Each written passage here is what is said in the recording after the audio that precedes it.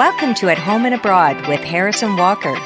Join us each week as we explore the far reaches of the globe in search of unique characters and stories to share.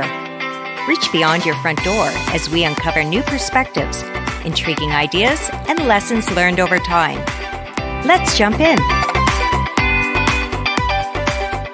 The Cambridge Dictionary defines dirty work as unpleasant or dishonest, jobs that most people do not want to do. Society often stigmatizes these jobs, and though often necessary to the safety, security, and health of society, the individuals performing this work are often marginalized, impoverished, and bearing real physical and psychological risks. As the saying goes, it's a dirty job, but somebody has to do it. We dig into the murky social and moral context of dirty work with award-winning author Eyal Press, who through the examination of correctional officers and inmates in America's penal system, military drone operators, and more, explores the inequity of power in society that gives context to some of the more dangerous, violent, and often ethically troubling jobs. So join us as we roll up our sleeves and get our hands dirty as we dig into the complex issue of dirty jobs. So the term dirty job is a familiar term made more popular with the television series Dirty Jobs. Right. I've seen that show. The host, Mike Rowe, highlighted the people performing jobs which most of us would consider dangerous or to some degree even disgusting. In advance of our episode today, I thought I would take a peek at the viewer reviews to see what people actually thought of this show. And?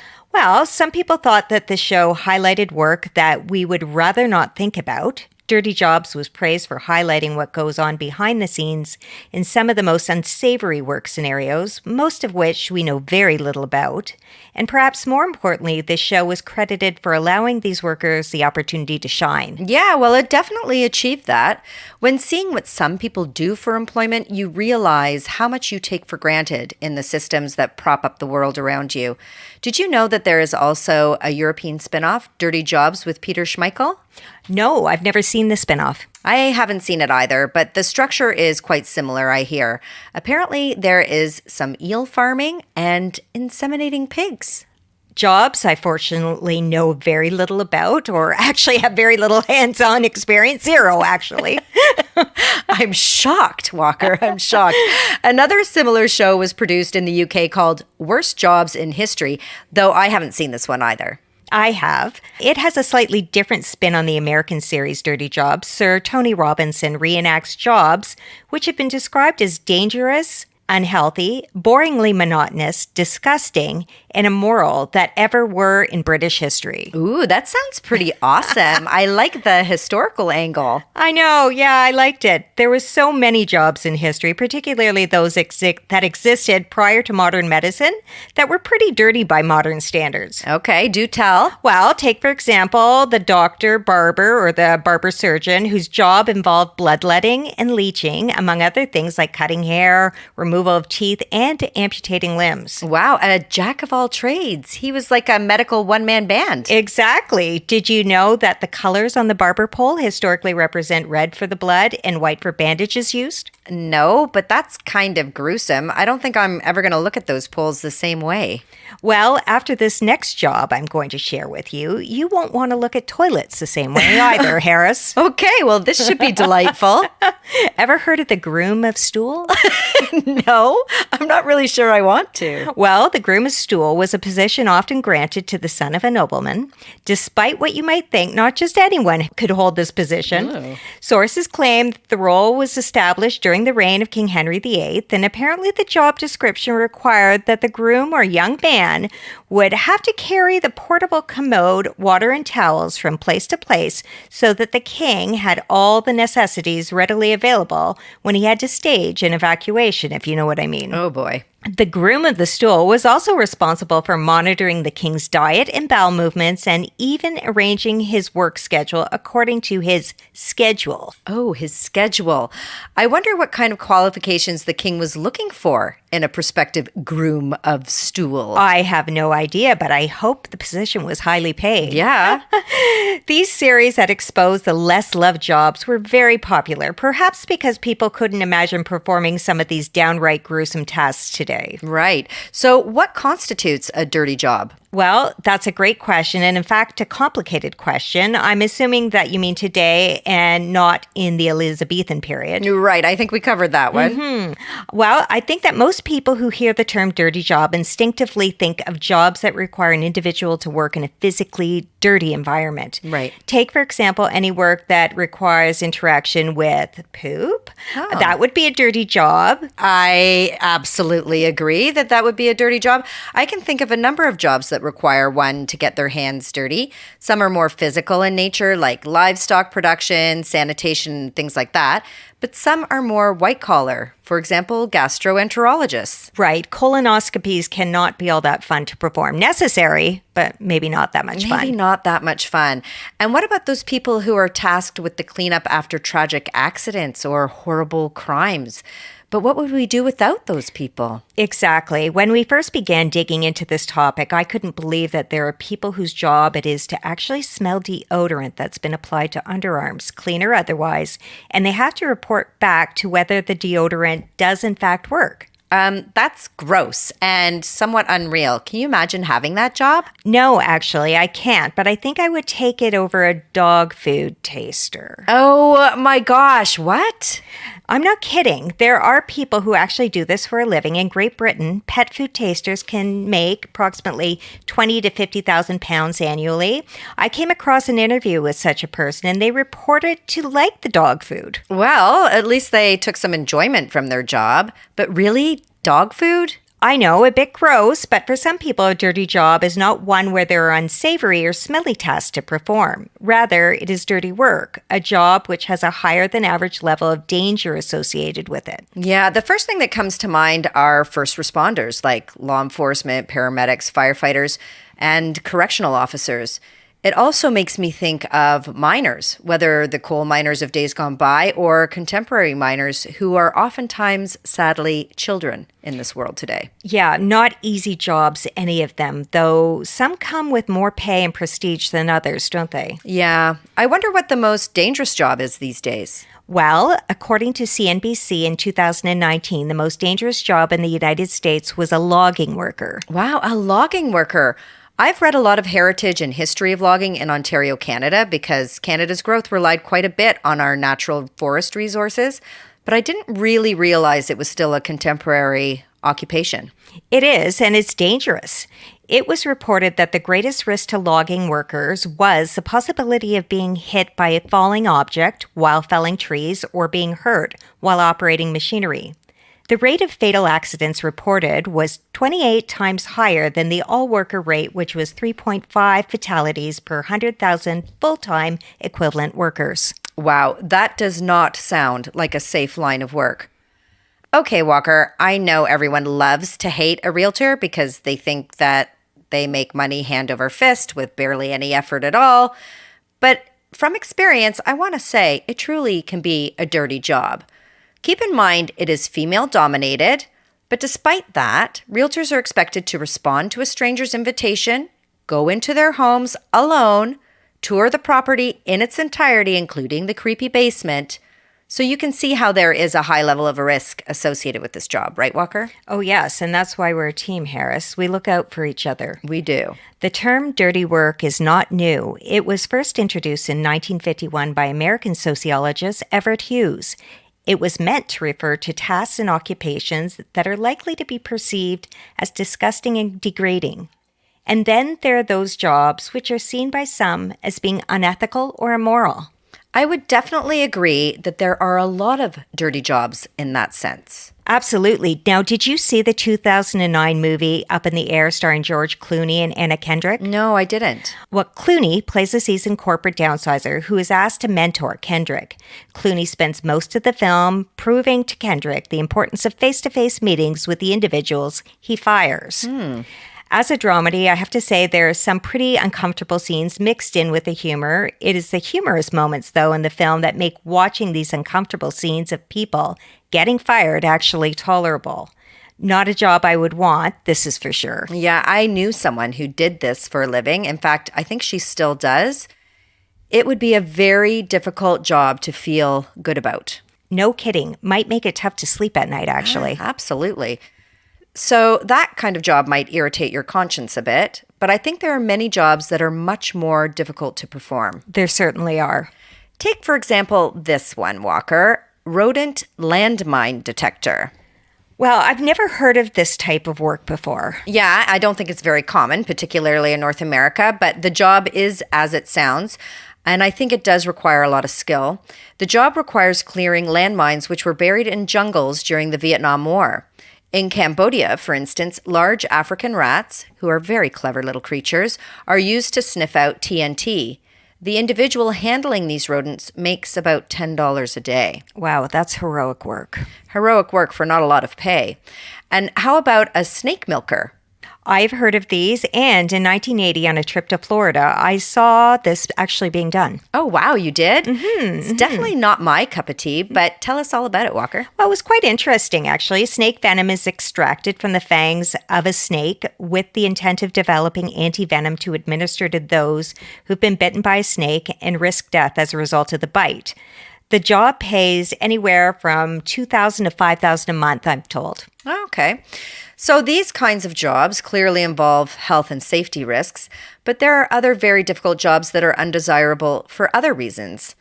For example, think about mass production factory workers. They usually work extremely long hours, making everything from garments to electronics.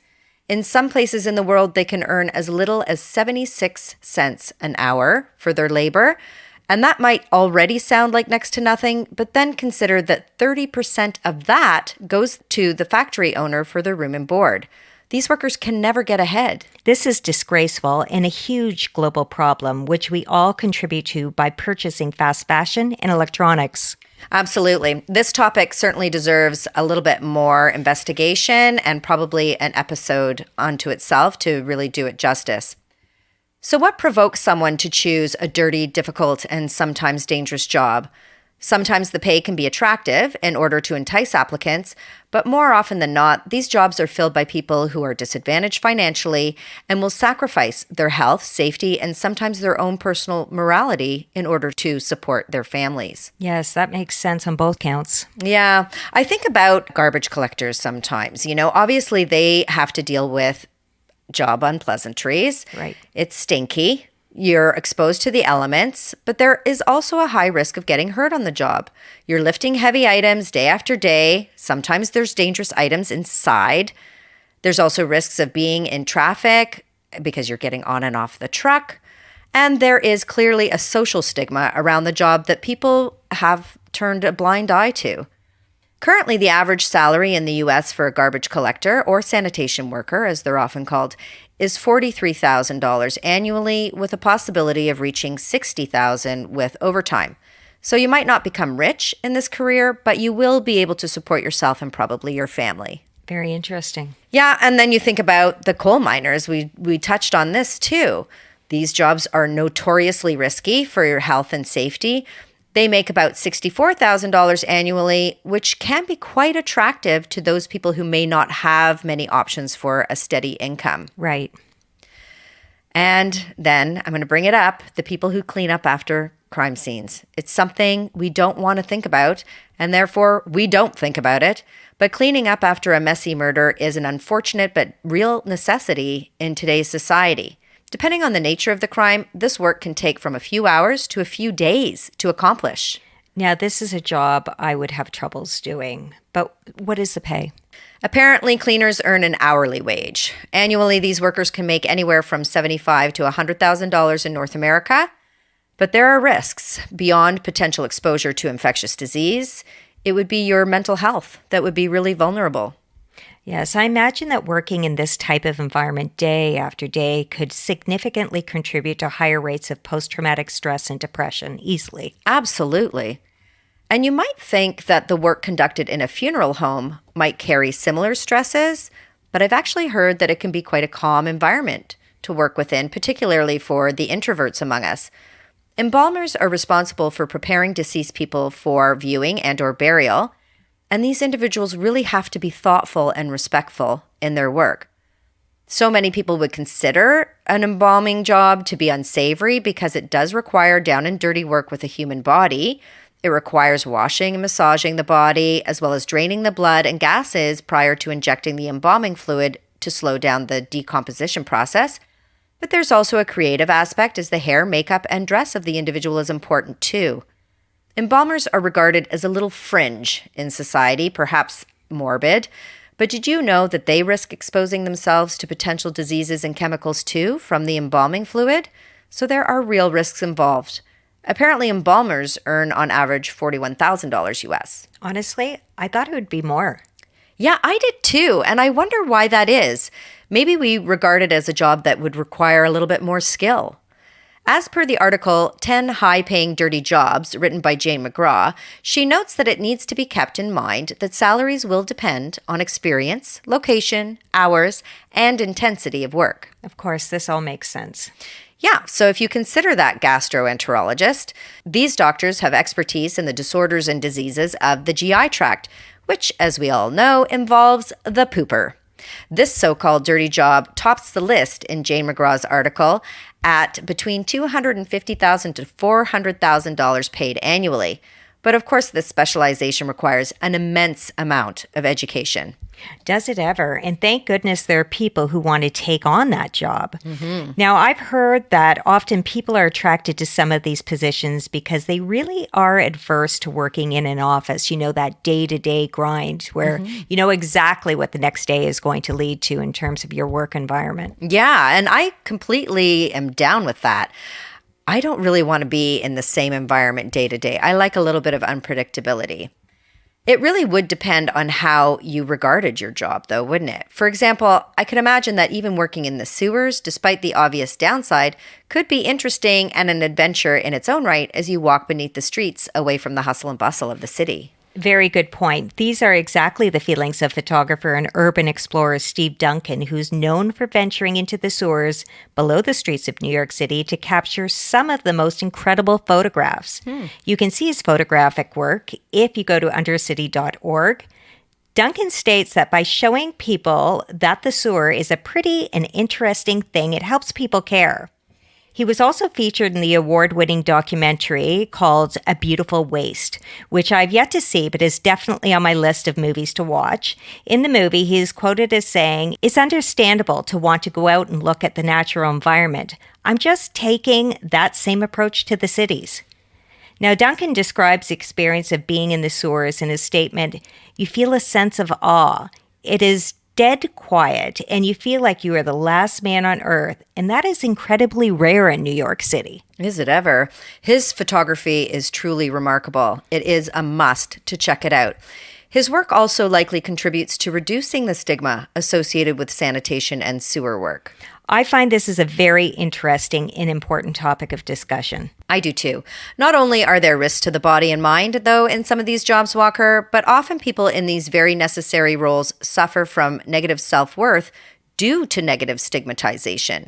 Now, I did come across this in my research for this episode, Harris. I had the opportunity to read some firsthand reports of sanitation workers and others in these sorts of jobs that not everyone wants to do or even talk about. Right. Sadly, some of these people hide what they do for a living. Yeah, that's terrible. And yet I imagine some people are very good at their job and can find this work rewarding. Yes, they do. We all benefit from the work and contribution to society that these people offer. We need sanitation workers, embalmers, snake milkers, and the like to keep society's wheels turning. There should be no shame in this kind of work. Absolutely. Sociologist Everett Hughes observed that dirty work was performed on behalf of society only for society to ultimately stigmatize them or disown them. He noted that these groups of people become an extension of their dirty work and therefore dirty workers.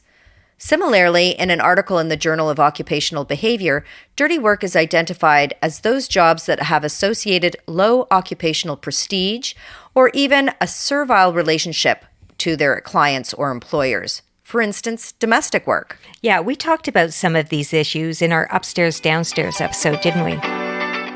We are grateful to have the opportunity to explore the topic of dirty work in more depth with Eyal Press, award-winning writer and journalist who contributes to The New Yorker, The New York Times, and other publications. His most recent book, Dirty Work: Essential Jobs and the Hidden Toll of Inequity in America, examines the morally troubling jobs that society tacitly condones and the hidden class of workers who do them. Welcome to At Home and Abroad, Eyal. Thank you so much. So first, let me say that your book is exceptional. Both Heather and I read it, of course. Using your own coined term, it sheds light on the shadows of undesirable and morally injurious jobs, even in this culture of distraction. Why should we be having this conversation about dirty work in today's North American context? Thank you so much for the kind words about the book. I think we should be having the conversation because we have seen, certainly in the United States, but I think in much of the developed world during the pandemic, it really shed a spotlight on the division of labor. Who does jobs in safe conditions, sitting at a desk at home, not being exposed to potential contagion and virus and other physical risks, and who is out there doing what were in the United States called essential jobs, people delivering packages and, that were needed, but that were also dangerous to do. And it sort of became clear there was a class division, that the people who were doing these so-called essential jobs tended to be lower skilled folks with fewer opportunities, who had fewer choices and who were kind of pressed into those jobs. Well, dirty work is exactly that. It is, as I define it in the book, it is morally questionable activity or work that society depends on and tacitly condones, but doesn't generally want to hear too much about. And so it tends to be hidden from view. If we think of things like the work of running America's prisons and jails, and the prison system in America is the largest prison system in the world. So we're talking about a lot of jobs. We're talking about a lot of work, and we're talking about a lot of work done under really stressful conditions, both physically stressful, the safety issues, but morally stressful, because so much that is morally questionable goes on every day in a prison system. Or think about the industrial slaughterhouses that feed the United States, and that the United States also exports a lot of the meat that it processes, totally hidden from consumers, but absolutely central to capitalism and the food system that the United States has. So I thought it's important to look at the lives of the people who are doing this work. And one of the basic points of my book is that the folks who do this work are not the elites of society. They are undocumented immigrants who work in those slaughterhouses. They are high school graduates in dying towns without a lot of other jobs around. And they get pressed into this labor that, as you said at the outset, it isn't just that the work involves a kind of morally questionable enterprise like America's prison system, but it is also injurious to the people who do it, whether that's because of shame and stigma and the sort of lowly status of the job, or the fact that the job thrusts people into ethically compromising situations where fulfilling the job requires them to do things a lot of us wouldn't want to do. Right. So, as you said, this concept of dirty work explores the correctional system, the work of military drone warriors and slaughterhouse workers. We're not talking plumbers and garbage men here. A common struggle among these individuals employed in these fields, though, is to maintain good mental health. So how is poor mental health a hallmark of these dirty jobs? Well, as you just said, and as I should have clarified from the outset, I don't mean hauling the garbage, right? A lot of people, when they hear that phrase dirty work, they may think that, it's physically dirty. No, I mean morally troubling and emotionally wrenching work. Dirty in the sense that it seems, morally questionable. I took the term from a famous essay by a sociologist, Everett Hughes. And in his essay, the essay was called Good People and Dirty Work. The dirty work he refers to in that essay is actually the work of rounding up the Jews in Nazi Germany. So that's an extreme example of the genre. But what he said was, we have, less extreme versions of dirty work in every society, including his own society, which was the United States. And that was really the takeoff point for my book. And the book is about what some have called hidden injuries of class. There's a famous book titled The Hidden Injuries of Class by Richard Sennett, and the great sociologist. And what that book sort of explains at the outset is that when we think of class, we think of the division of wealth. We think of class as a monetary thing, but the moral burdens and the emotional burdens of class and of different kinds of work can be equally profound and debilitating to people. And it sort of instantly makes sense to us that the jobs that are the least desirable are going to have the most burdens in that way, right? They're less prestigious, they're more looked down on. And so when we think about working in a prison in the United States, well, that's not like being a cop in the United States. And of course, there's an enormous controversy about the police in the United States right now. But prison guards are a step beyond that in terms of, it's not even controversy, it's really disrepute. Like, who would really grow up wanting to be a prison guard?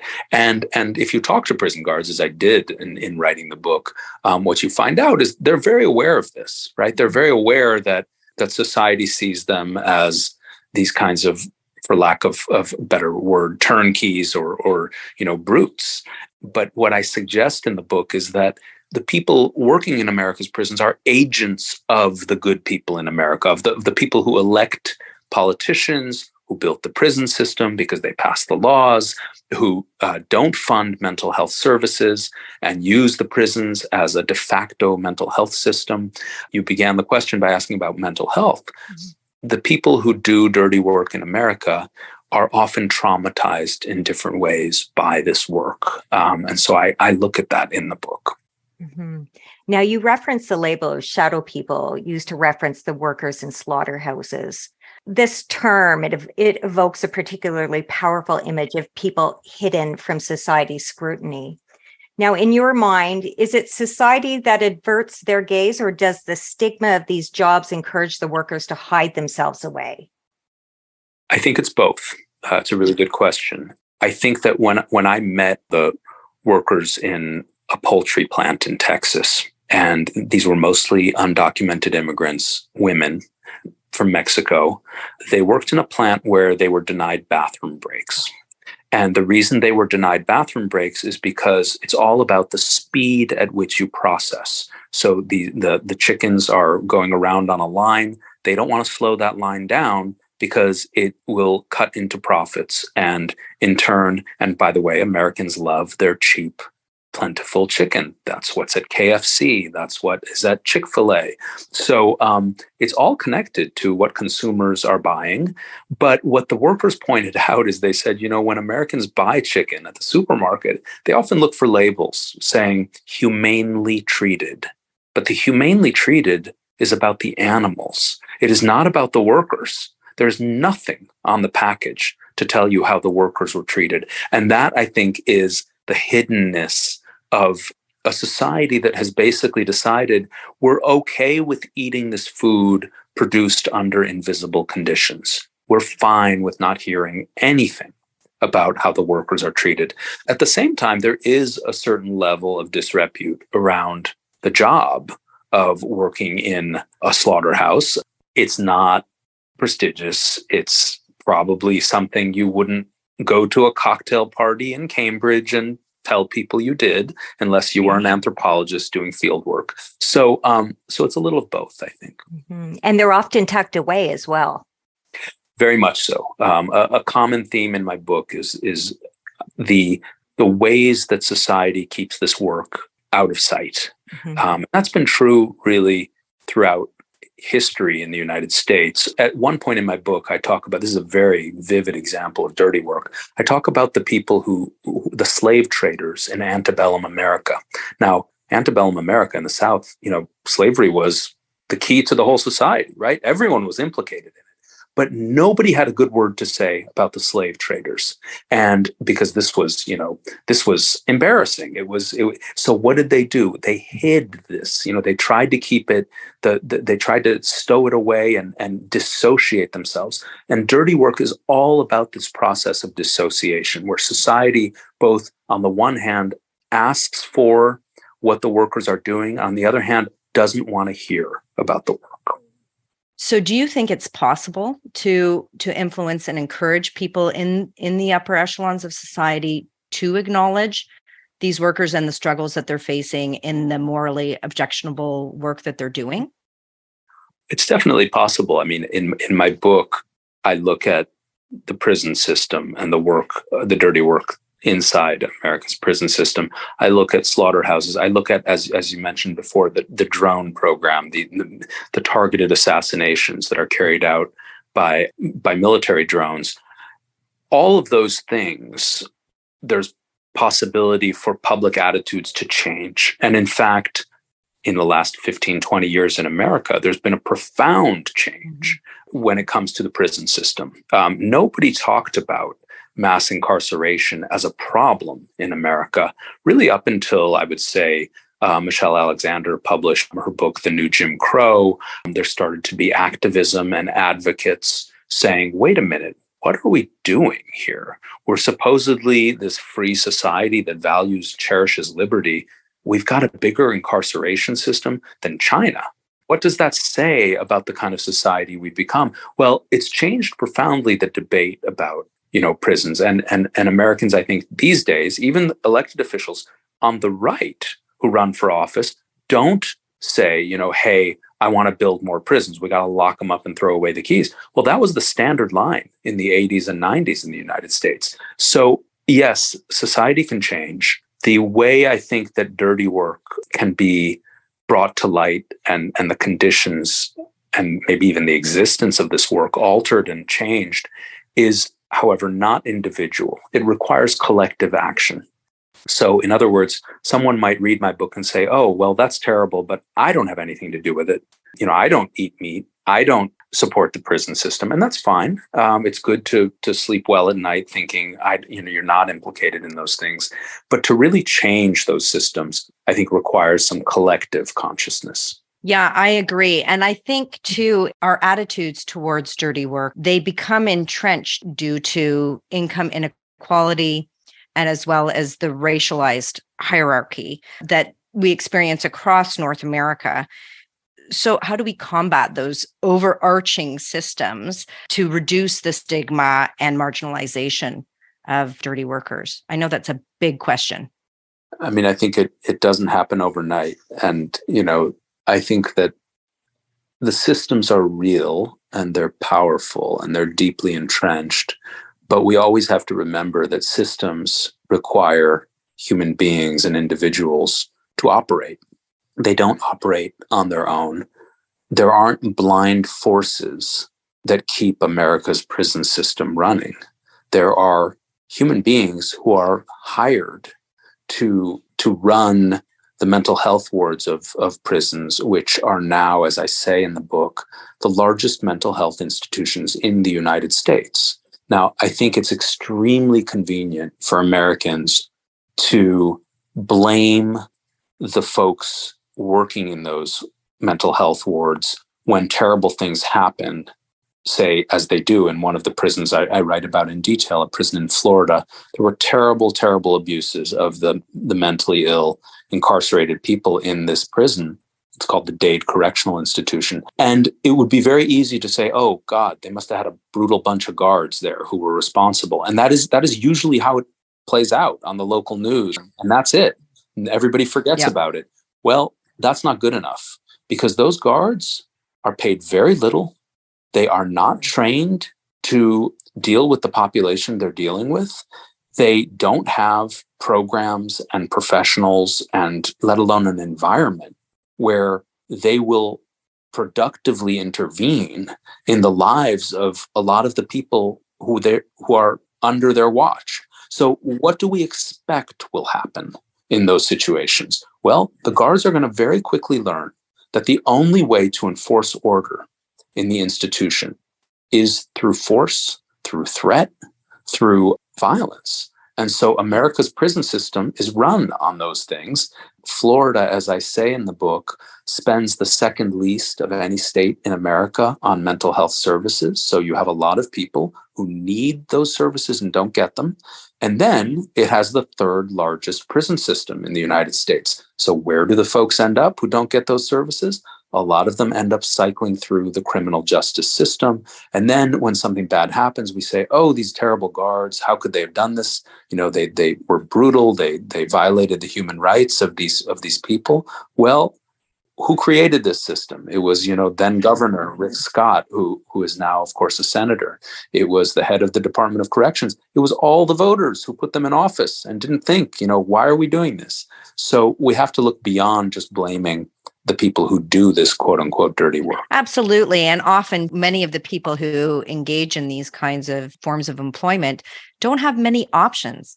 As you said, they might be high school grads in a small town or can't avail themselves of the education required to have more employment options. So, yeah, we have to look at it from a systemic point of view, but also, as you say, recognizing that there are real people behind structuring these systems in the United States.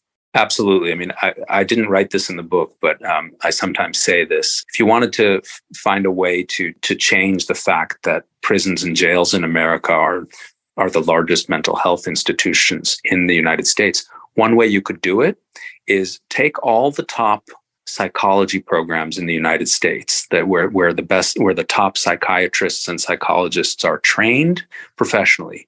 And after they graduate, they will spend a year working in the carceral system, using their skills and their knowledge to treat that population. I can assure you, if that happened within a year, we would have an open movement calling for this to end because it is simply so inhumane.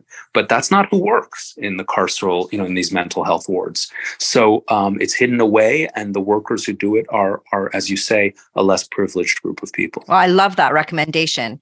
Hopefully powers that be hear it. It would be great. What's next for you, Eyal? What are you working on now? What can we expect from you in the near future? Well, I wish I could tell you I had my next book idea. I will say that I am a working journalist, so I'm at work on a couple of long investigative magazine stories that will come out soon. And my work seems to go back again and again to two subjects that are really central to dirty work and probably to all of my writing. And one of them is inequality and, how to address it and why it exists and why we should care about it. And the second is how people navigate morally treacherous situations, which, I wrote a book about moral courage called Beautiful Souls. And in dirty work, I kind of also look at how people who are put in these situations that cause one to experience the flicker of conscience. What do you do in those situations? That's a question that fascinates me. And I don't think it's just an individual question, though often the decision is an individual one. I think there are all kinds of social questions that, we should think about when we think about moral courage and the lack of courage. It is a fascinating topic, which is why I really enjoyed your book. It makes you really try and take a new perspective on some of the work that is done that is in support of all of us and the functioning of our society, but can be morally treacherous, as you say. And always the topic of inequality is something that always requires a light shone on it. So we are very deeply appreciative of the work that you do. You can find Eyal at www.eyalpress.com and follow Eyal on Instagram at eyal.press. You can find his latest book on Amazon and other reputable booksellers near you, and you can explore his other past written works, as I plan to do after this interview. So thank you very much, Eyal. We really appreciate your time. And of course, again, we really appreciate the light you shine on some of these difficult topics. Thank you so much. It's been a pleasure. And again, I'll leave folks with the thought that when they see someone do a job that they think is dirty or discomforting, or, I wouldn't do that. What they should ask themselves is, what would they do in that situation if they had no better choice? And furthermore, would that job even exist if the sons and daughters of society's elites had to do it? So I'll leave with that closing thought. A lot to think about. Thank you very much, Eyal.